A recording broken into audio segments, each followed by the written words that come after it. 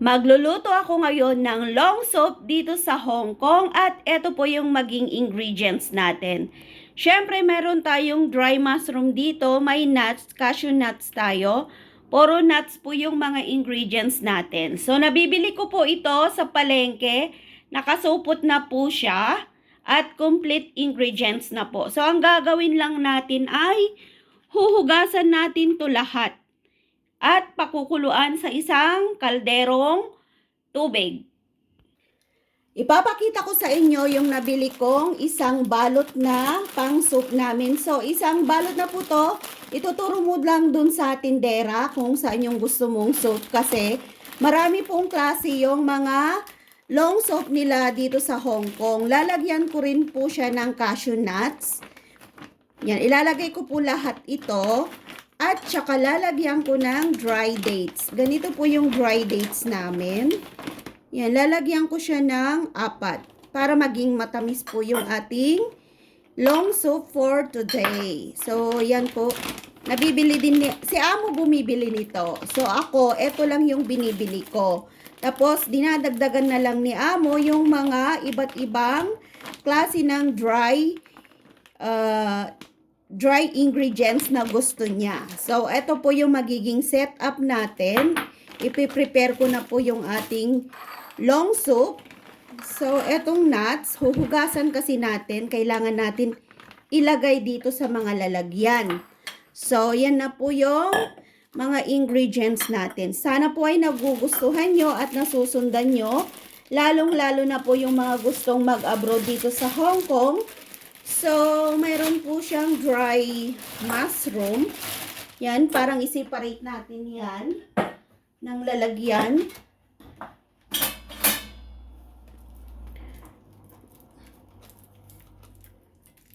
So, ang tigas ng kanyang pagkakabalot.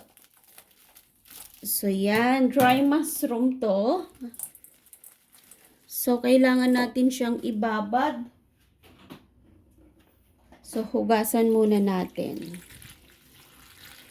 Ayan. Babad natin siya para lumambot. Mamaya hugasan natin. At yung mga ibang ingredients, lagay natin sa isang bowl. Sinibari po natin yung mushroom. Ayan. Ito, hugasan din natin to. So, hugasan po natin lahat yung mga ingredients natin.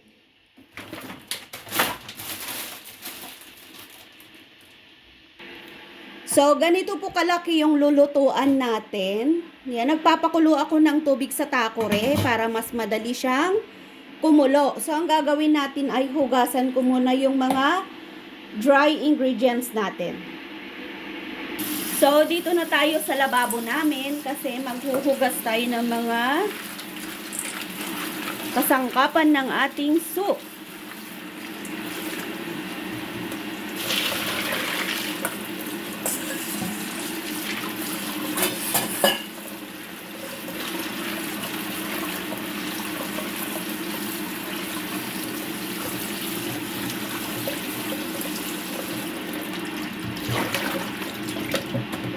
So, ready na to. Soli natin dito.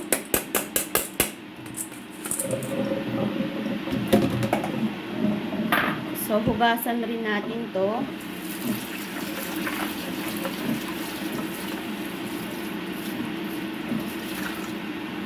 Yan, ready na rin to. So, hugasan pa natin to.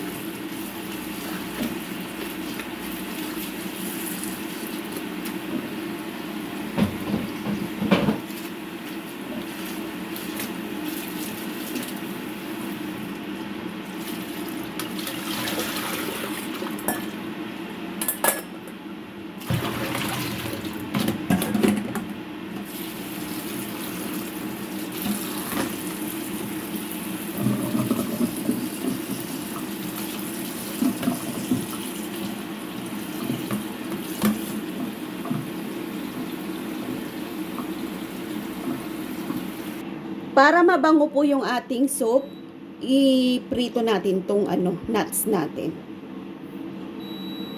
Yung mga iba, hindi na nila priniprito. Pero ako, para mabango siya, priniprito ko po siya para yung amoy niya strong.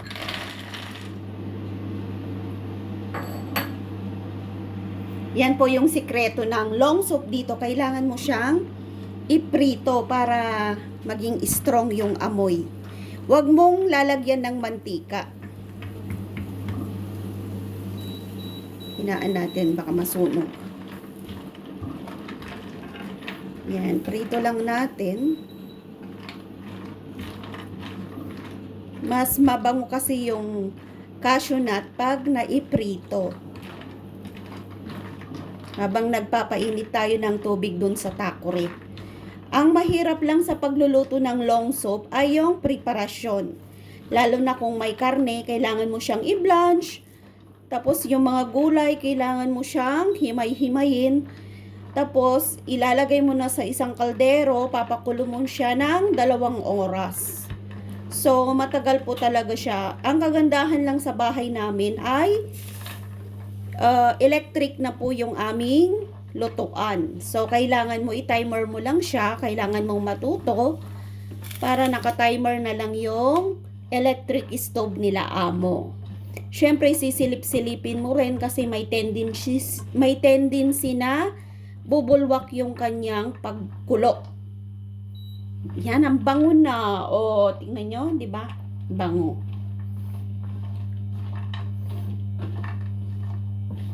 Ang bango ng ating cashew nuts. So, yung magiging ano natin, off ko na, baka masunog. Yung magiging soup natin ngayon ay mabango. So, itatabi ko muna to. Kasi magpapakulo na tayo ng tubig. Ready na lahat yung ingredients natin. So, papakita ko sa inyo kung paano siya i-boil. So, eto po yung gagamitin nating kaldero. Medyo malaki talaga siya. Kasi ilalagay natin lahat dyan. So, i-on natin yung kalan natin. Tapos, lalagyan natin siya ng tubig. Bali, 2 takori po yung ilalagay natin. Binoil ko na yan para hindi na ako maghintay. Madali na lang siyang kumulo. So, bali 2 yung ilalagay natin. So, maglalagay pa tayo ng 1 takori. Kumukulo na siya.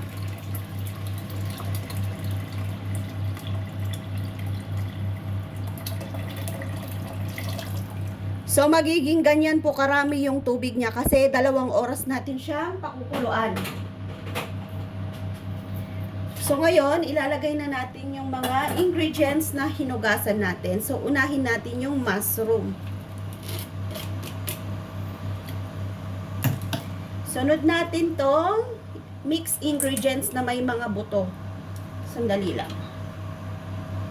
Yung mga ganitong seed, siguraduhin nyo pong matanggal nyo yung kulay green na to kasi yung green na to ay mapait. So, lilinisan ko muna bago ko siya ilagay.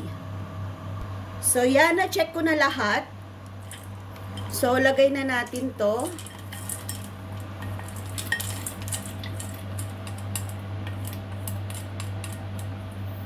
Tapos, lalagay natin yung 4 na dry dates.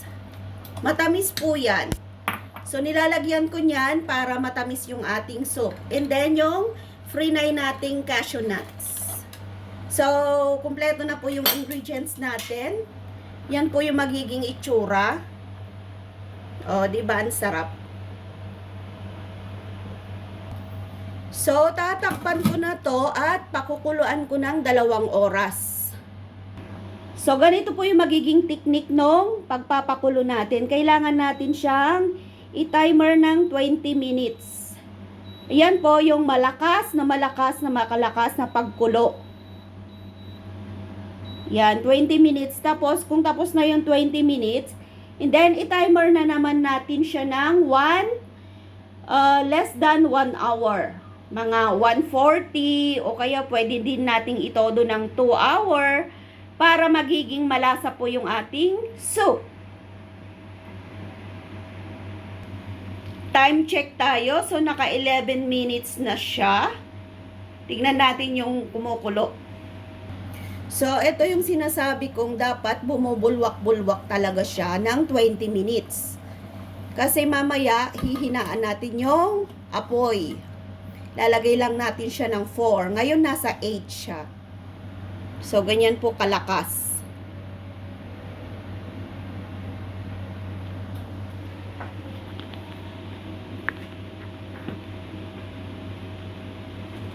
So, yan po. Tingnan nyo. So, yan yung timer 10 minutes. Ito naman yung lakas ng apoy.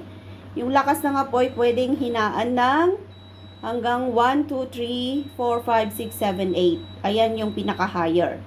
So, mamaya hanggang 4 lang yung ilalagay natin dito. So, yan. Kailangan talaga natin siyang bantayan kasi nagbabubbles. So, iaangat natin konti yung kanyang takip para hindi bumulwak.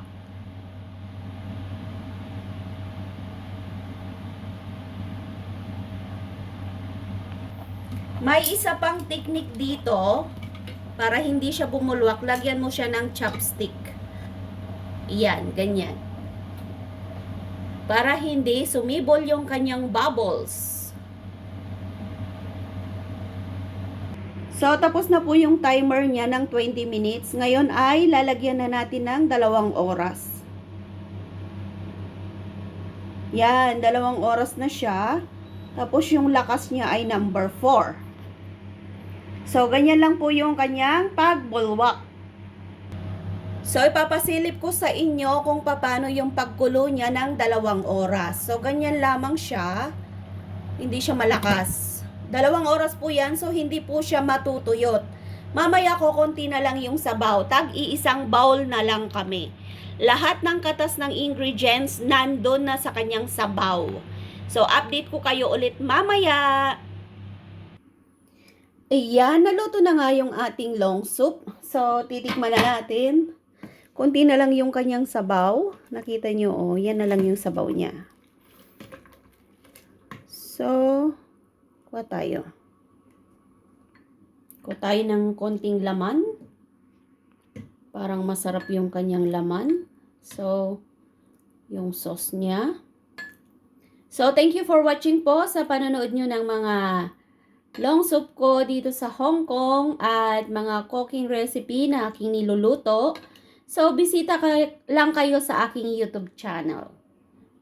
Oh, diba? Sarap. So yummy. Lasa-lasa. Ang bango nung kanyang mushroom. Perfect yung ating sabaw today. Thank you so much po.